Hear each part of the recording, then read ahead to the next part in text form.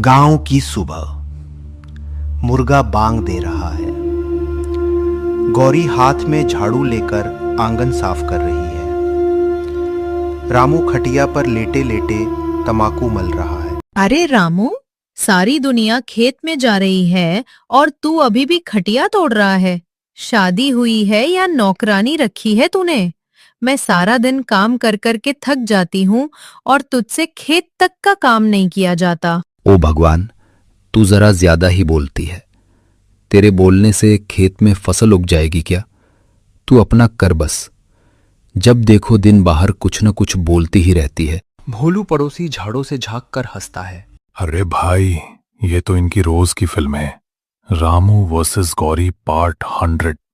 रामू और गौरी गांव के किराना बाजार में जाते हैं घर का सामान खरीदने। भैया 5 किलो चावल, 2 किलो दाल और 5 किलो तेल, 4 किलो घी, साबुन और मसाले कर दो।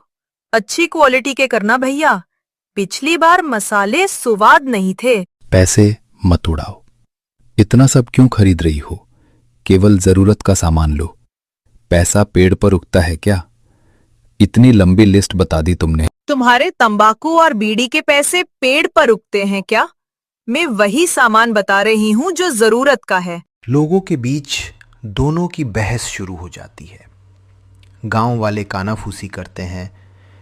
ये दोनों का रोज का नाटक है।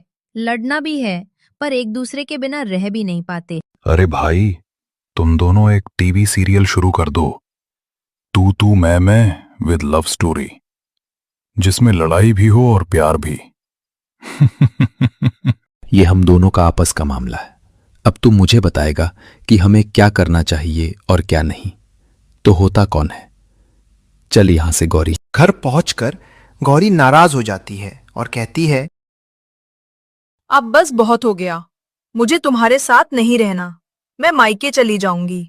हाँ ठीक है, जा, मैं अकेला ही सब संभाल लूंगा। फिर दोनों के चेहरे पे चुप्पी आ जाती है और गौरी आंसू भरकर चुपचाप बिस्तर पे लेट जाती है और रामू बाहर चला जाता है खेत की देखभाल करने। एक दोपहर रामू आराम फरमा रहा होता है पेड़ के नीचे।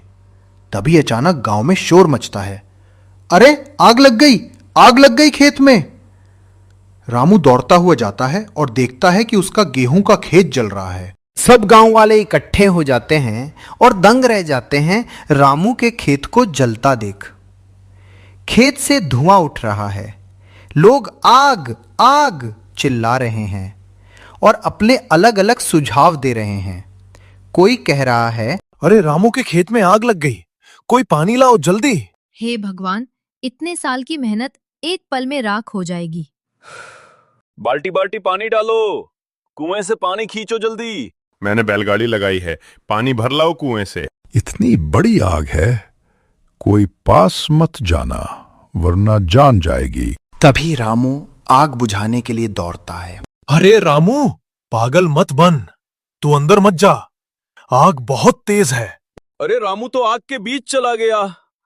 अरे कोई उसे रोको। अरे भगवान, रामू तो जल जाएगा रे। गांव वाले पानी डालते हैं पर आग बढ़ती जाती है। अरे पानी कम पड़ रहा है, हवा के साथ आग और भड़क रही है।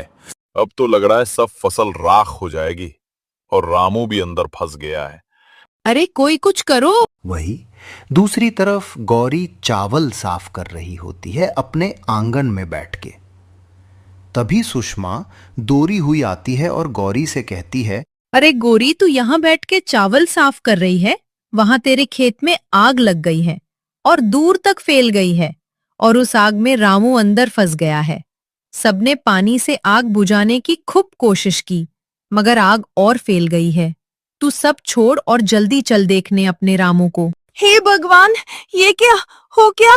मेरा रामू आग में फंस गया। राम! तभी गौरी दौड़ती हुई खेत की तरफ आती है और आग में कूदने वाली होती है। अरे देखो देखो, गौरी आग में कूदने जा रही है। नहीं बेटी, मत जा, आग बहुत तेज है। गौरी रुक जा, अंदर मत जाना। अरे ये तो पागलपन है। ये औरत सच में रामू से कितना प्यार करती है। गौरी बिना किसी की सुने आग में कूद जाती है और रामू को खींचकर बाहर लाती है। दोनों गिर पड़ते हैं। गांव वाले दौड़कर आते हैं और उन्हें संभालते हैं। हे भगवान, दोनों सही सलामत हैं, वरना तो आज अनर्थ हो जाता। वाह रे रामू, तू किस्मत वाला है। तुझसे लड़ने वाली बीवी ही आज तेरी जान बचा लाई। यही असली पति पत्नी का रिश्ता है। चाहे झगड़ा कितना भी हो, मुसीबत में जान लुटाने को तैयार रहते हैं। गौरी, तूने अपनी जान क्यों दांव पर लगा दी?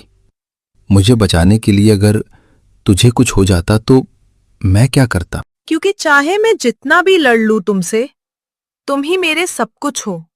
तुम्हारे बिना मैं अधूरी हूं। जान लो बस ये, और आगे से ऐसा कुछ करने की सोचना भी मत कभी तुम। तभी भोलू ताली बजाता है। वाह वाह, अभी थोड़ी देर पहले तलाक तलाक कर रहे थे और अब शोले का जय वीरू बन गए। भोलू की बात सुन के सभी गांव वाले हंस पड़ते हैं और माहौल हल्का हो जाता है। अगली सुबह रामू और गौरी अपने आंगन में बैठकर एक दूसरे से बात कर रहे होते हैं। तभी उनसे मिलने सरपंच जी आते हैं।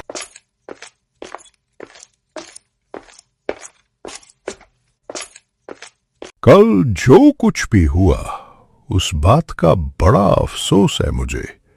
अब कैसा है रे तू? रामू, कहीं चोट तो नहीं आई ना? गौरी बिटिया, तू भी ठीक है ना? हाँ सरपंच काका, हम दोनों ठीक है। आपने परेशानी क्यों उठाई यहां आने की? मुझे खबर भिजवाई होती तो मैं खुद आ जाता। अरे नहीं रामू बेटा, मैं तो इधर से ही निकल रहा था तो सोचा तुमसे मिलता चलूं। रामू देख, मैं तो तुम दोनों को यही समझाऊंगा कि मेरे बच्चों, पति पत्नी का रिश्ता खेत जैसा होता है। कभी कभी झगड़े की खरपतवार उगती है, पर अगर प्यार का पानी डालो तो फसल हरी भरी रहती है।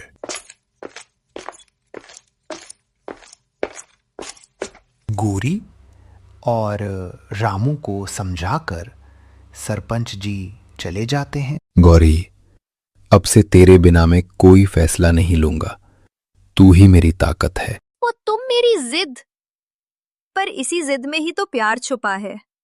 अब मैं तुम्हें छोड़ के जाने की बात कभी नहीं करूंगी मेरे रामू।